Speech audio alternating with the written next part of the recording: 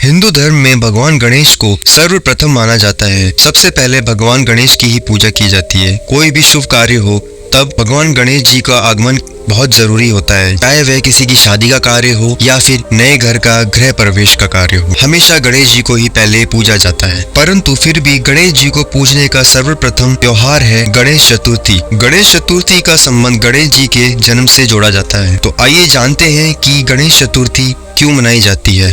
भगवान शिव और देवी पार्वती माता कैलाश पर्वत पर निवास करते थे। भगवान शिव के कई सेवक थे जिन्हें गण भी कहा जाता था, जिनमें प्रमुख थे नंदी जो शिव के प्रिय बैल थे। ये सारे ही गण भगवान शिव के परम आज्ञाकारी थे। शिव जी ने इन्हें कैलाश पर्वत पर कहीं पर भी जाने की अनुमति दे रखी थी। देवी पार्वती इस व्यवस्था से संतुष्ट नहीं थी। हर समय गण उन्हें घेरे रहते थे, परंतु वे सदैव शिव जी के आदेश को ही सर्वप्रथम समझती थी। पार्वती माता चाहती थी कि ऐसा कोई एक सेवक भी हो जो उनके आदेश का भी पालन करे और उसे सर्वप्रथम समझे। एक दिन पार्वती माता अकेली थी। उन्होंने नंदी को आदेश दिया कि किसी को अंदर न आने दिया जाए, क्योंकि वे स्नान करने जा रही थी। नंदी दरवाजे पर ही बैठकर पहरा देने लगे। कुछ समय बाद वहाँ स्वयं भगवान शंकर आ गए। नंदी की समझ में नहीं आया कि कैसे अपने स्वामी को रोके। इधर नंदी स्वयं सोच में ही थे कि भगवान शिव अंदर चले गए। पार्वती जी ने जब शंकर जी को अंदर आते देखा तो वह नंदी पर बहुत नाराज हुई। उसी दिन पार्वती जी ने निश्चय किया कि वे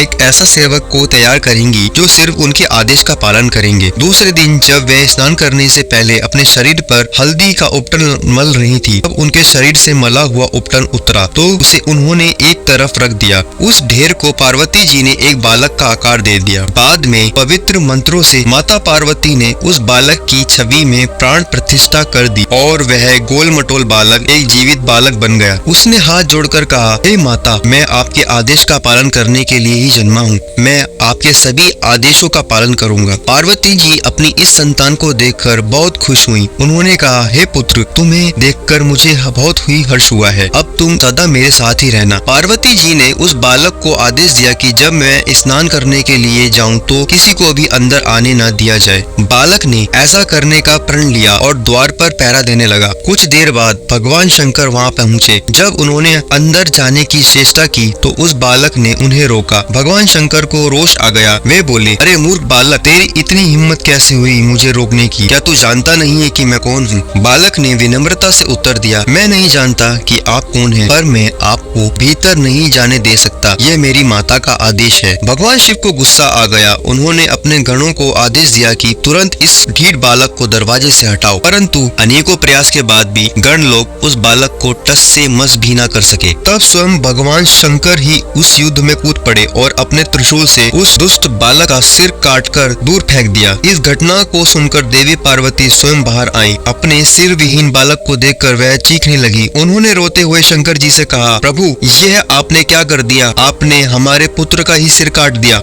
हमारा पुत्र? भगवान शंकर ने विचलित होकर कहा, क्या कह रही हो पार्वती? देवी पार्वती ने उन्हें पूरी घटना सुनाई। शिव जी को यह जानकर बहुत बड़ा पछतावा हुआ और पार्वती माता से क्षमा मांगी, परंतु पार्वती माता बहुत क्रोधित हो गई थी। उन्होंने ऐसी तपस्विनियां पैदा कर दी जो समस्त संसार की शांति भंग करने लगी। तब देवताओं ने भगवान शंकर से कहा कि पार्वती माता को किसी न किसी तरह से मनाए। पार्वती माता को मनाने के लिए भगवान शिव ने अनेक गणों से कहा कि बालक का वह कटा हुआ सिर लाए जो मैंने दूर फेंक दिया था। यदि वह न मिले तो उसी की आयु का कोई जीव का सिर लेकर आए। गण लोग एक बाल हाथी का सिर लेकर आए, जिसे भगवान शंकर ने उस बालक के धड़ से जोड़ दिया और उस बालक में प्राण फूंक दिए। गज का सिर धारण करने वाले गोल मटोल शरीर वाले सुंदर गणेश जी जीवित बालक बन गए। पार्वती जी अपने बालक को जीवित देखकर बहुत प्रसन्न हुई। प्यार से वे उन्हें गजानन कहने लगी। शिव जी ने उन्हें अपने गणों का स्वामी बना दिया और गणेश नाम दिया। तो इस प्रकार सर्वप्रथम विघ्नहर्ता गणेश जी का जन्म हुआ। कहानी अच्छी लगी तो चैनल को सब्सक्राइब करें